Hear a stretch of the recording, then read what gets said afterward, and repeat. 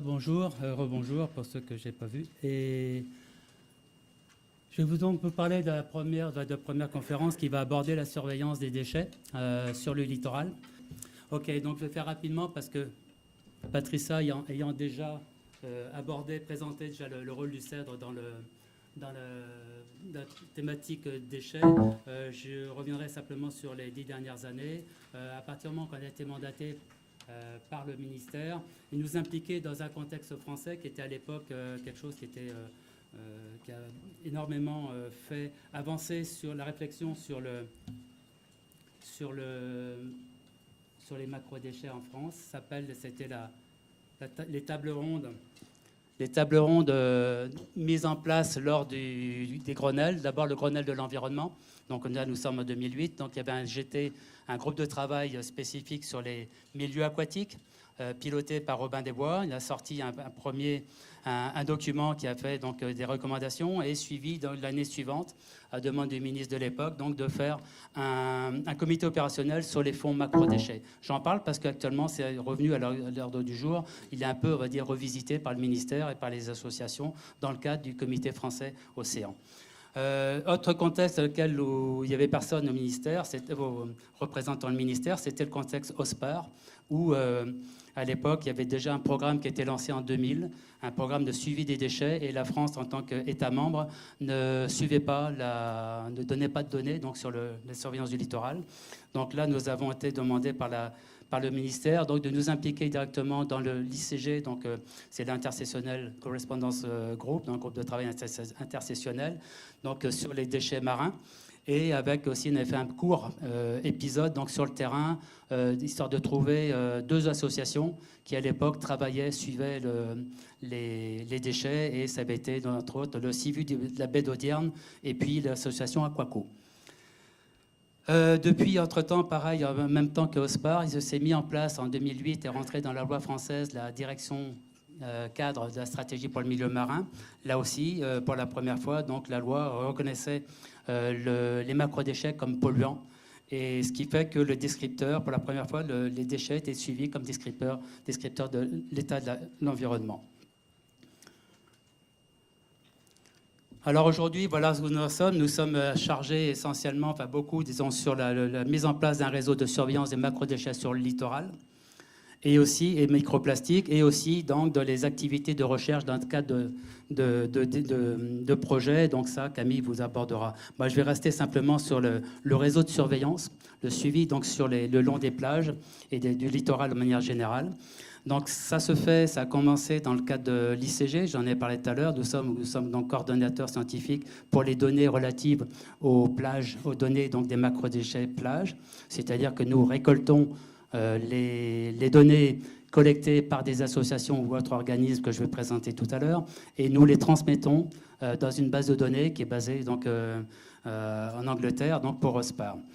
La deuxième, et nous suivons aussi bien sûr les réunions, la deuxième instance que l'on va prévisionner, c'est la directive cadre, où il y a aussi un programme de surveillance qui a été mis en place, notamment pour les macro-déchets, et pour lesquels nous sommes copilotes maintenant jusqu'à 2018, parce que nous allons devenir, vu que c'est un nouveau cycle, on va changer d'intitulé, on ne sera plus copilote, mais on va devenir responsable scientifique et en plus responsable thématique. Donc toujours pour les déchets sur le littoral. Donc ici sur les deux cadres dont j'ai parlé tout à l'heure, OSPAR et DCSMM, ont un but commun, c'est bien d'abord de protéger le milieu marin, de réduire les impacts, et puis donc notamment de réduire les introductions de macro-déchets dans l'environnement, et puis de faire des déchets un indicateur donc de la bonne qualité de l'état de l'environnement. Donc là, ce qui a été défini pour la DCSM, entre autres, c'est le bon état écologique, correspondrait, disons, à un statut où les propriétés, les quantités de déchets marins ne causent pas d'impact sur l'environnement côtier et marin.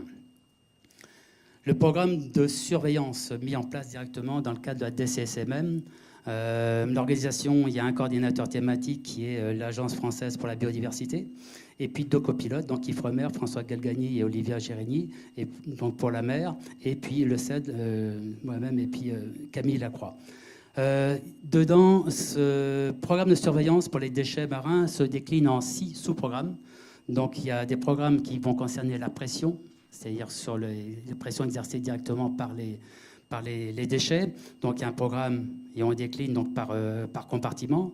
Un déchet donc sur le littoral, le programme 1, les déchets sur le flottant, les déchets sur le fond, et puis pareil pour les micro-déchets qui sont pris en compte aussi, les micro-déchets étant les particules inférieures à 1 mm, à 5 mm, pardon.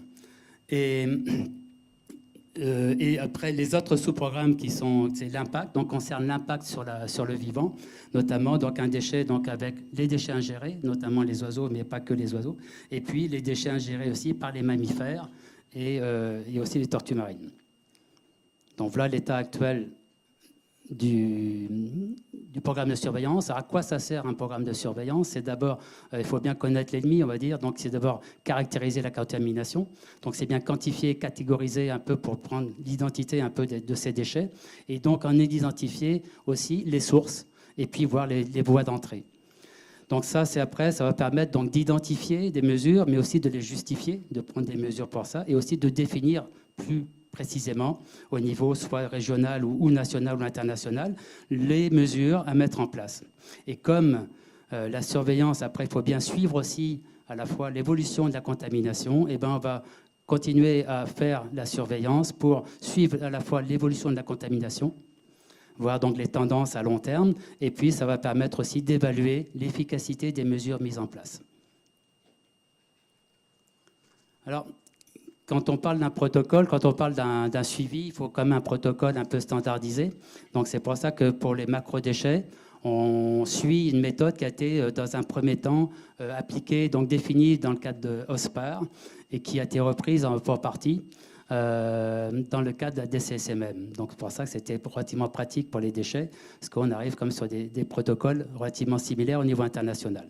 Sur la démarche donc standardisée, donc il faut un référentiel temps et espace. Donc on a décidé que c'était une section qu'on allait suivre, toujours la même section sur un site, une section de 100 mètres, hein, donc sur toute la largeur de l'estran, comme le montre la photo donc sur la diapositive. Et puis on va 4 fois par an, qui correspondent à ce qu'on appelle les saisons. 4 fois par an, on va aller toujours sur ces mêmes sites, récupérer tout ce que l'on trouve, donc jusqu'à 5 mm. Et on va identifier, donc faire le comptage. Hein, on fait en poids aussi, mais donc c'est surtout le comptage pour le OSPAR des CSMM. Donc c'est un comptage de tous les déchets, donc supérieurs à 5 mm. Et avec, on va essayer de les identifier. Pour cela, on va les classer selon une liste qui est définie. Donc là, vous voyez par exemple ce qui peut être retrouvé sur une seule section.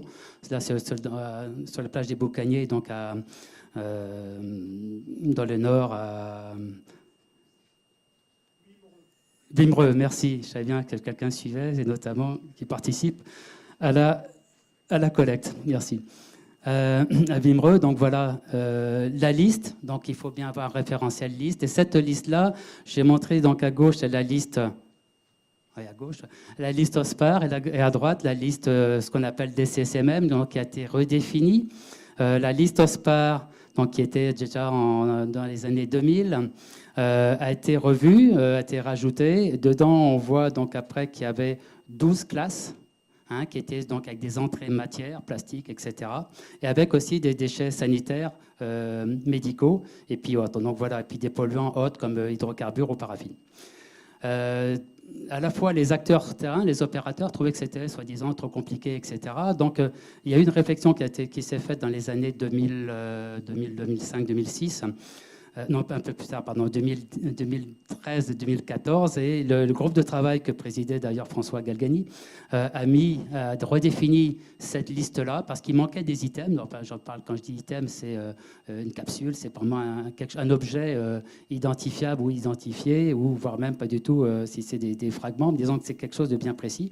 Donc des items qu'on retrouvait très souvent sur les plages, mais qui n'existaient pas dans la liste OSPAR. Donc ça, petit à petit, donc ils ont rajouté des items, alors qu'au départ, on voulait la raccourcir, donc ça a été rajouté. Et en fait, ce qui se comprend très bien, qu'on va faire une analyse statistique après aussi, hein. Donc ce qui a été par contre réduit, c'est le nombre de classes. où là, c'est juste une entrée par matière, hein, donc qui est... et les plastiques polystyrène sont devenus les matériaux polymères artificiels. Et autrement, on va retrouver exactement les mêmes, grosso modo, les mêmes matières qui étaient déjà dans la liste OSPAR. Donc certaines ont disparu, comme les déchets, qui ont été donc éclatés. Parce que, par exemple, si on prend je sais pas moi, un sparadrap qui est plastique, d'autres, si c'est une seringue, donc il va aller dans le verre ou dans le plastique aussi. Donc ça a été une répartition donc, vers la matière, donc le matériau qui compose majoritairement le déchet trouvé.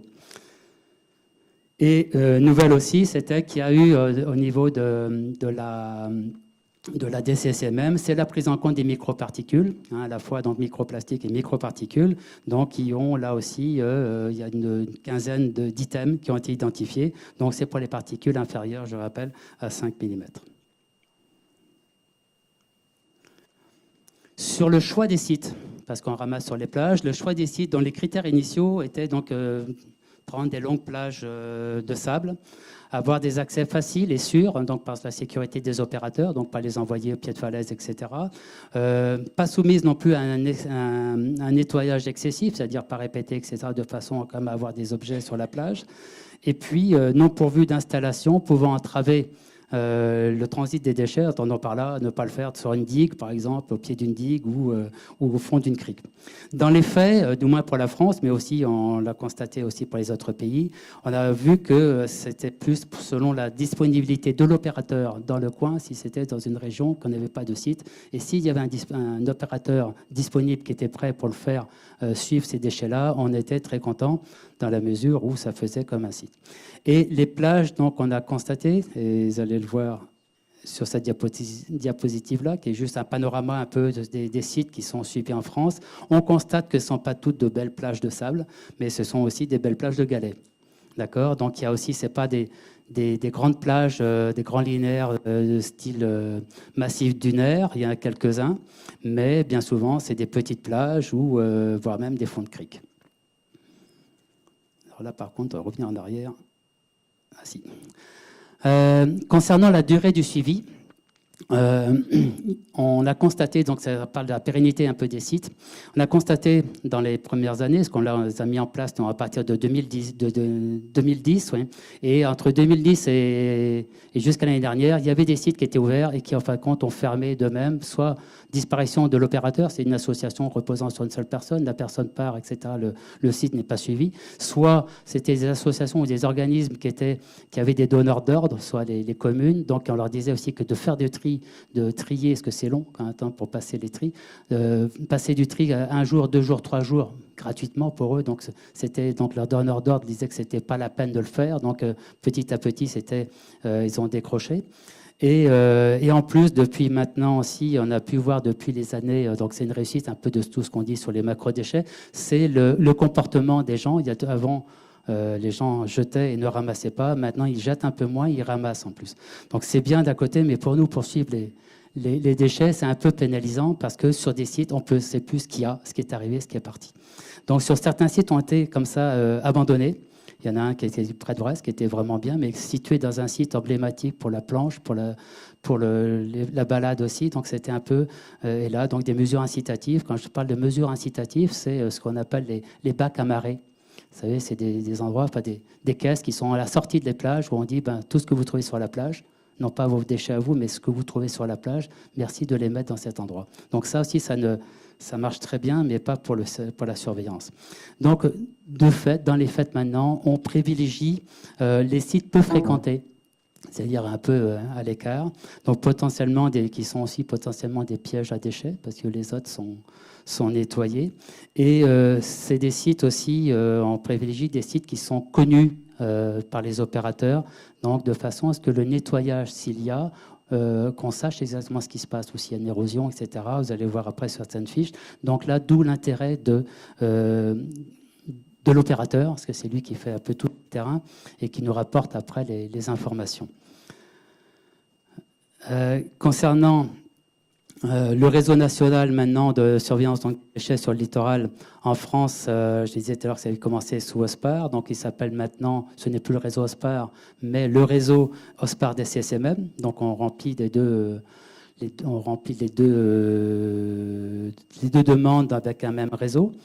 Et les opérateurs donc, locaux ont des statuts très divers et on voit des associations environnementales de bénévoles. On voit des structures donc, de privées, donc d'associations diverses, donc de réinsertion ou d'environnement avec avec des salariés. Et puis aussi des structures publiques qui vont soit des agents des agents des collectivités, syndicats mixtes ou communes, etc. Et aussi des parcs marins et voire aussi des réserves naturelles. Donc au début, ce suivi, enfin, le réseau reposait donc sur le volontariat.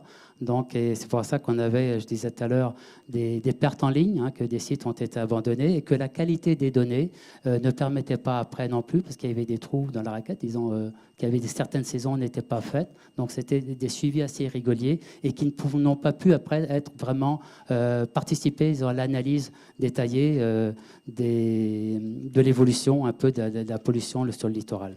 Donc, ce manque de fiabilité dans la durée nous a amené très vite à demander au ministère de faire le constat, c'était qu'on ne pouvait pas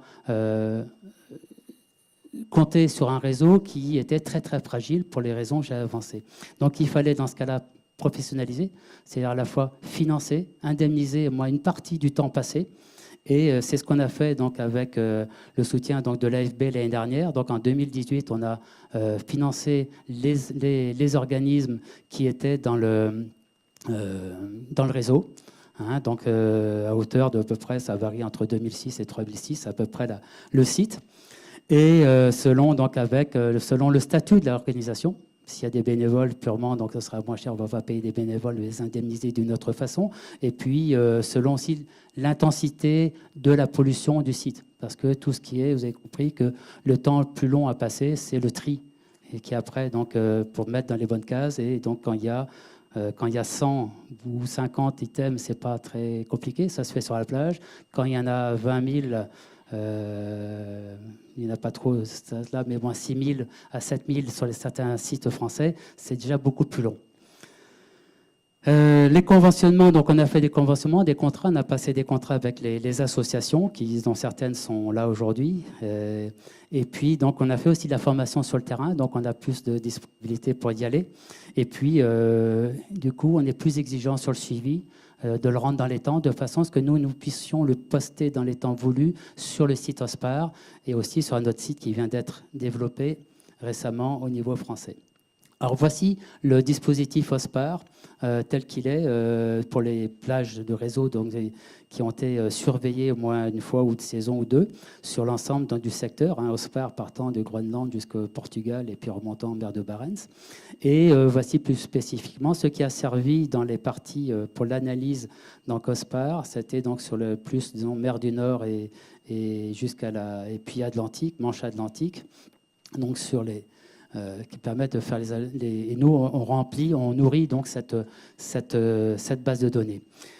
Au niveau national, voici ce que le réseau national de surveillance, l'état actuel, en 2018.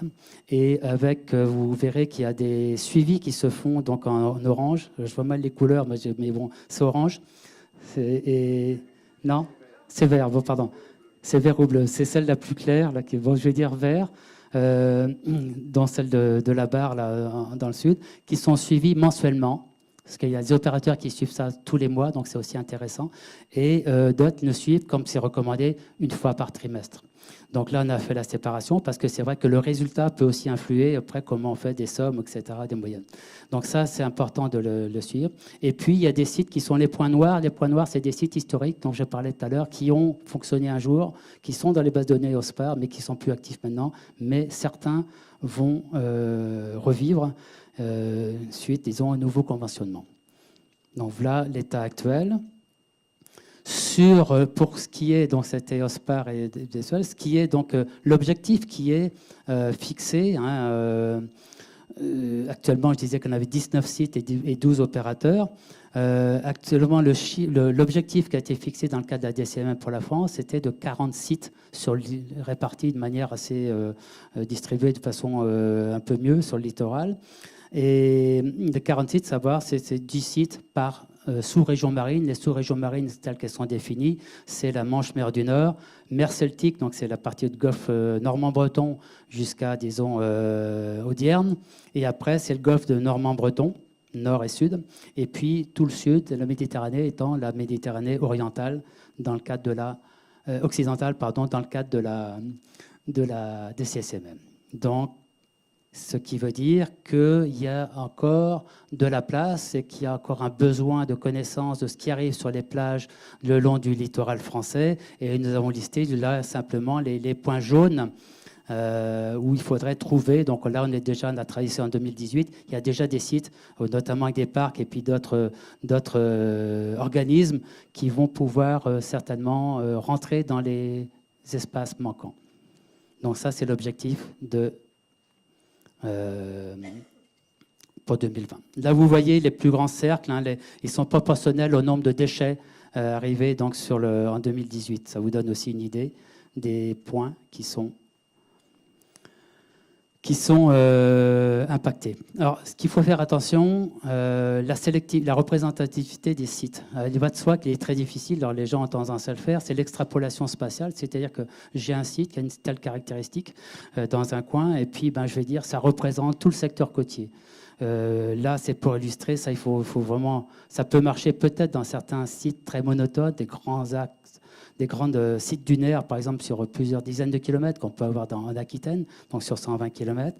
Et encore, il y a quand même des choses, il y a des cellules géomorphologiques qui font que les conditions sont bien différentes et aussi les usages. Mais là, c'est juste pour illustrer, dans le cadre de la rade de Brette et des alentours, on peut voir donc fait en simultané, donc un suivi contemporain, donc à 15 jours près, sur l'ensemble des sites. On voit donc des grandes différences, même si la majorité est bien sûr des polystyrènes, mais on voit quand même des grandes différences en quantité et aussi en type de polluants. Donc l'objectif premier, hein, c'est pas forcément de faire des comparaisons entre secteurs côtiers à partir d'une seule donnée. Hein, c'est bien de caractériser, comme je disais tout à l'heure, hein, caractériser les déchets, la contamination et mettre les mesures en place localement ou de manière plus nationale, plus large. D'où l'intérêt aussi, je voudrais insister encore une fois, j'en parlais tout à l'heure, de l'intérêt des opérateurs, c'est aussi, eux, ils connaissent bien les alentours, donc c'est le choix du site et c'est aussi la vie, sens général, du site qui doit être bien connu des opérateurs de façon à pouvoir rentrer les données et intégrer les caractéristiques d'usage, de géomorphologie, etc., dans l'analyse après. Alors ici, on a des données, il faut les bancariser. Le CED n'a pas du tout n'est pas taillé pour faire de la bancarisation. La bancarisation, c'est aussi les accès pour toutes les données publiques, etc. Donc, d'office, on est parti vers... on a dit qu'on avait donné les données à Ifremer au niveau national, qui eux sont vraiment spécialisés dans ce genre de données, et d'autant plus facilement que déjà, vous le savez, François suivait déjà tous les déchets en mer, et donc c'était déjà bancarisé au sein de l'Ifremer. Donc du coup, il y aura une continuité mer-terre, et qui pourra être tout à fait exploitable dans le système qui s'appelle DALI, pour Data Liter, et qui va alimenter après les OSPAR à terme. L'analyse des données, on a les données, on les stocke, après il faut pouvoir les analyser. Les analyses, parce que nous sommes sur un matériau qui est quand même assez difficile, assez complexe, hein, ça n'arrive pas, c'est pas un féodé comme les animaux, un habitat. Là, c'est jeté quelque part, ça arrive quelque part, donc c'est assez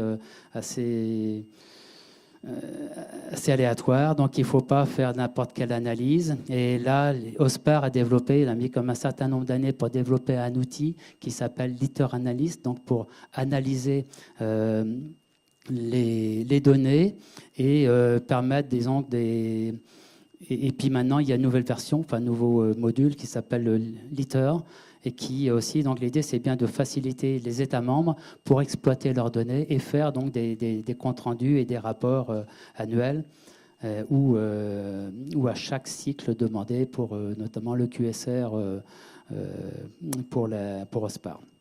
Donc les paramètres les plus couramment utilisés sont donc les quantités totales, les médianes, les moyennes. On peut faire aussi le pourcentage de la quantité totale par catégorie, par déchets spécifiques. On va voir les mégots ou les choses comme ça. Les top 10, savoir les top 10, c'est sur les 5 déchets les plus couramment utilisés, trouvés sur la plage ou dans une région. Donc top 10, top 10, on peut voir après. Et puis très important, c'est les tendances. Donc les tendances à terme, à bout de 5 ans, quand les séries sont bien bonnes. Voilà pour les types d'analyses qui ont été sortis pour OSPAR. Donc on voit que là, c'est par mer, et on voit les grandes différences quand même. Ça permet comme de voir certaines typologies. Donc là, c'est fait à partir de chaque sous-région étant, c'est toutes les données qui ont été intégrées, qui étaient intégrables, qui ont été intégrées pour faire une analyse globale d'un secteur. Donc là, ça voilà ce que ça donne. Pour la France, on a fait aussi dans le cadre de l'évaluation intermédiaire de 2018, ça a été aussi de faire, donc de reprendre les données que vous avez vues tout à l'heure, exprimées avec, pour certaines sites, la moyenne étant 446 déchets par 100 mètres de plage, et avec des excès en arrivant à 5000 et quelques déchets sur les 100 mètres. Voici ce que ça peut donner ici au niveau des top 10 qu'on a pu sortir dans le cadre de l'évaluation l'année dernière, en 2017, pour l'évaluation 2018. Donc, c'est juste montrer un peu comment on exploite les sites.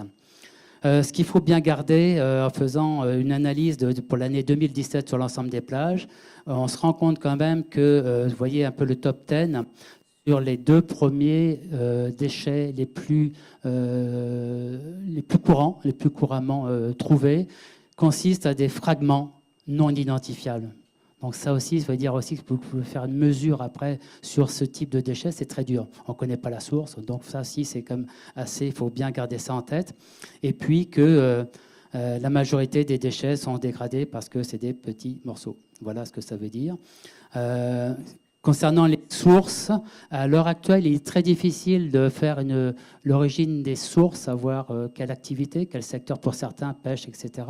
Mais pour d'autres, et encore, si on veut faire la différence entre la pêche artisanale ou touristique, on va dire que c'est très difficile aussi, sauf pour les experts qui connaissent un peu peuvent faire l'analyse. Mais disons que c'est impossible pour beaucoup de choses d'identifier un déchet s'il vient du tourisme, une bouteille plastique, est-ce que ça vient du bord ou est-ce que ça vient du jogger ou de la famille qui a abandonné, ou si ça vient de la plage, etc. Donc c'est très difficile, donc ça a quand même une limite. Donc on essaye au sein d'OSPAR et de Marine Litter et de la DCSMM d'affiner un peu ces choses-là.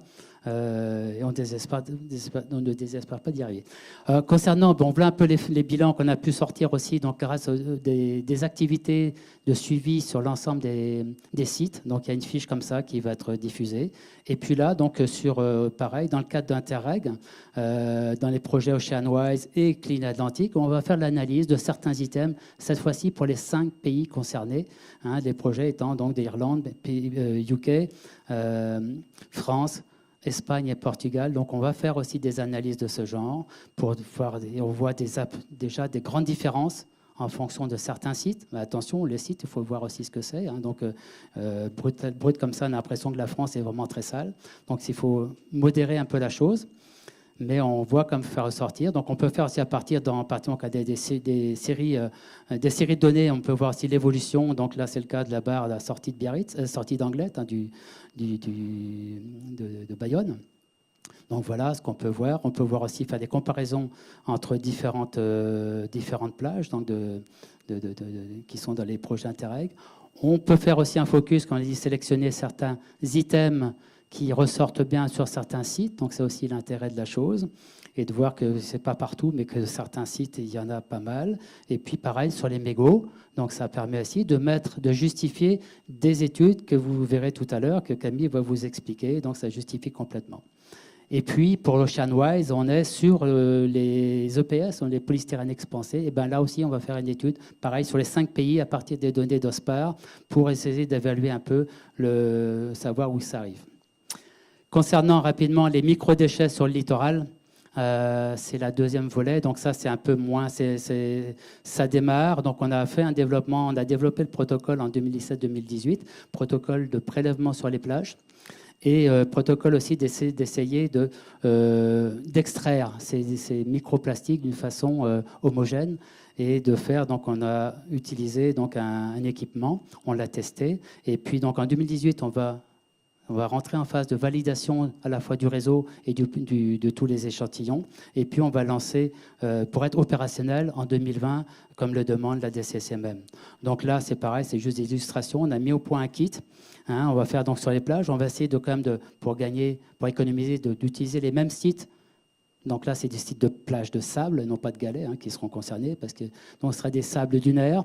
Donc les sites qui vont répondre, qui seront déjà suivis dans le cadre de réseau macro-déchets, donc les mêmes opérateurs, donc auront un kit et puis nous permettront d'envoyer à peu près 1 litre ou 1,2 litre dans une barquette, nous l'envoie rapidement au CEDRE et nous, on va utiliser un équipement qui avait été décidé, qui avait été défini il y a 4-5 ans dans le cadre d'une thèse en Allemagne, elle s'appelle le microplastique Sediment Separator. Donc c'est spécifique, donc donc on l'a testé, son efficacité, donc avec comme il fallait le faire. Donc et après on a défini, donc on utilisera donc une solution saturée en NaCl, donc pour séparer certains microplastiques et microparticules, parce que là, il n'y a pas que les plastiques, mais sur le cadre de la DCSMM, on est essentiellement en train de concentrer, disons, sur les plastiques, en fait, aussi, hein, parce qu'il y a juste un truc pour les verres qui rentrent dans la catégorie autre, verre, métal et goudron, etc., pour les inférieurs à 5 mm. Donc, sur l'idée, c'est bien de faire participer, faire venir, parce qu'il y a différents protocoles. Donc là, on a vu pour le protocole de prélèvement, protocole de séparation. Donc on va limiter le nombre d'opérateurs, donc limiter en faisant un même opérateur. Pour ça qu'on demande aux observateurs de nous envoyer sur le CED les échantillons, on les traite. Et après, on va pouvoir traiter facilement les gros microplastiques qui sont de 1 à 5 mm. Ils sont visibles, c'est relativement facile à faire. Par contre, pour les microparticules inférieures à 1 mm, parce qu'il est programmé d'aller jusqu'à 100 microns, donc avec une classe 100, 300 microns, puis 300 à 1 mm. Donc là, c'est beaucoup plus difficile, parce que ça fait appel à des méthodes, soit qui sont en cours de développement, et c'est un peu plus difficile dans le cadre d'un monitoring, où il faut quelque chose qui soit de routine. Donc là, c'est encore on espère que les laboratoires qui s'y penchent, il y a différentes techniques, donc on essaiera de trouver. Donc en attendant, on fera simplement le tri, la séparation, on gardera les refus des tamis pour analyser ultérieurement les déchets pour les particules les plus petites. Voilà, je vous remercie et merci encore à tous les opérateurs qui sont sur le terrain et qui nous envoient les données. Voilà, merci.